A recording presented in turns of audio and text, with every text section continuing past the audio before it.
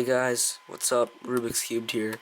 Today we're going to show you how to solve the last layer of the 3x3 Rubik's Cube.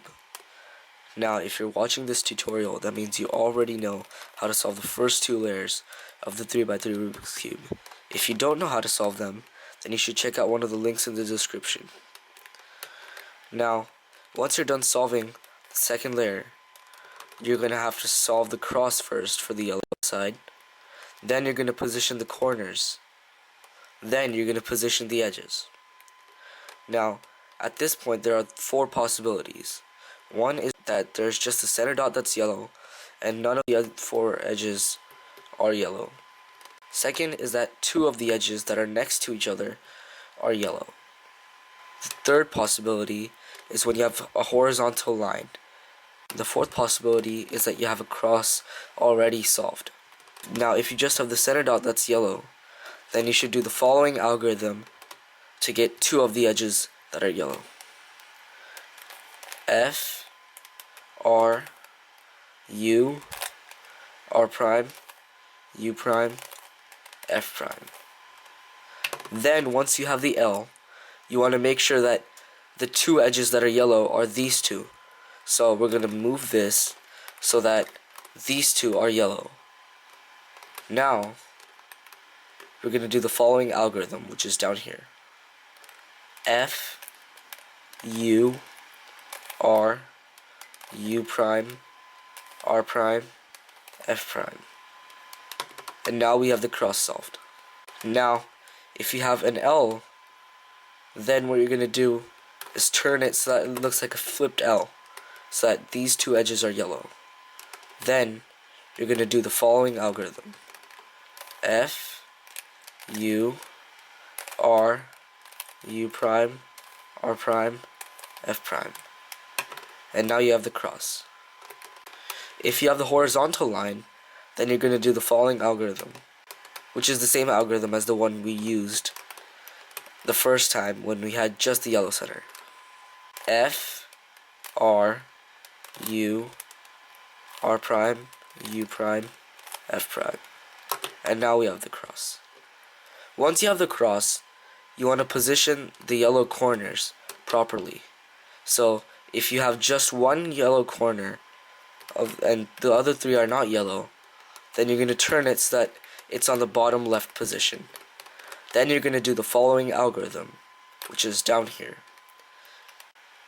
R, U, R prime, U, R, U2, R prime. Now, sometimes you might need to do the same algorithm twice in order to get this. And remember, if there's just one corner that's yellow, then you're going to position it in the bottom left. Another possibility is when you have just the cross and none of the corners are yellow on top. In this case, you're going to find a corner that has yellow and see if you can try to make it point that way. If not, look for another corner and see if it can point that way. Then, you're going to do the same algorithm again, which is right here. R, U, R prime, U, R, U2, R prime. Then you're going to get either one corner that's yellow or two corners that are yellow. Then you're going to position it accordingly. Since there's only one corner that's yellow, we're going to position it in the bottom left, which it already is, and then do the same algorithm again. R, U, R prime, U, R, U2, R prime. Now, if there are two corners that are solved, they may be diagonal or next to each other. Doesn't matter. If there are two corners that are yellow, then you're going to position it so that there's a yellow corner facing you. Then you're going to do the same algorithm again. R, U, R prime, U, R, U2, R prime. Then you're going to position it so that it's in the bottom left.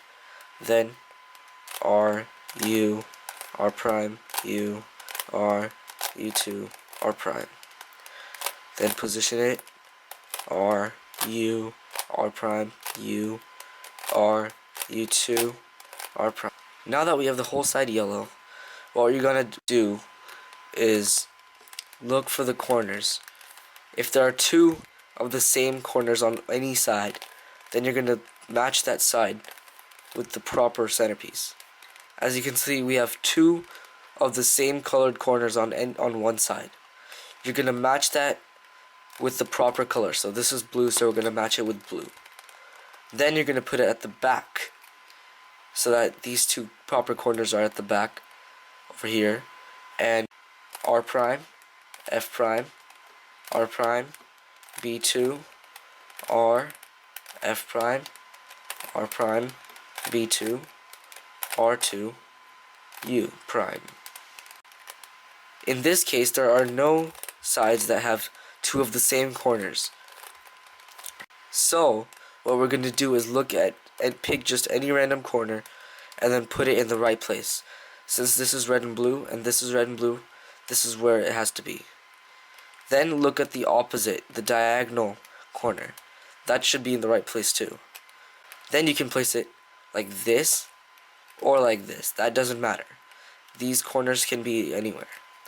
Then you're going to do the following algorithm, which is right here. R prime, F, R prime, B2, R, F prime, R prime, B2, R2, U prime. Now, as you can see, we have two of the same colored corners on one side. You're going to match that with the proper color. So this is blue, so we're going to match it with blue. Then you're going to put it at the back, so that these two proper corners are at the back, and do the same thing. R prime, F prime, R prime, B2, R, F prime, R prime, B2, R2, U prime. Now you can see that all the corners are properly in their position. The last step of solving the 3x3 Rubik's Cube is putting the edge pieces in the proper position. So there are three most common cases for putting the edges together. One is where you have the opposite edge pieces that are switched.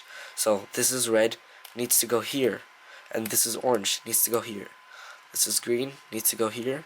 This is blue, needs to go here. In this case, you're going to do the following algorithm. We also have a new letter, which is M, and that's this. This is M. So, to switch the opposite ones around, like this and this, you're going to do the following algorithm, which is down here. M2, U, M2, U2, M2, U, M2. And now we have the solved Rubik's Cube. Another possibility is that three of the edge pieces are switched and just one of them is in the right place. Then you're going to see which way they have to go. The green edge piece is here, but the rest of the green face is here. The orange edge piece is here, but the rest of orange is here. That means it has to move this way. So, to move it this way, you're going to do the following algorithm. F2, U prime, L, R prime, F2, L prime, R, U prime, F2. And we have the solved Rubik's Cube. Another possibility is when you need to move the edge pieces clockwise. So, the red edge piece is here, but the red face is here. The blue edge piece is here, but the blue face is here. In this case, you're going to do the following algorithm. F2, U, L, R prime, F2, L prime, R prime, U, and F2. And now you have the solved cube. Another possibility is that the edge pieces are switched. So, the red edge piece is here, but the red face is here. Green edge piece is here, but the green face is here. And this will be double-sided, so it's going to be on the other side too. It's not necessarily blue and orange and green and red. It could be green and orange, and it could be blue and red. Any combination works, as long as the faces are next to each other. So in this case, you want to position the faces that are next to each other on your front face and your right face. Then do the following algorithm, which is right here. M2, U, M2, U, M, U2, M2, U2, M, U2. And there you have it, the solved Rubik's Cube. Thanks for watching, guys. Please like and subscribe. Goodbye.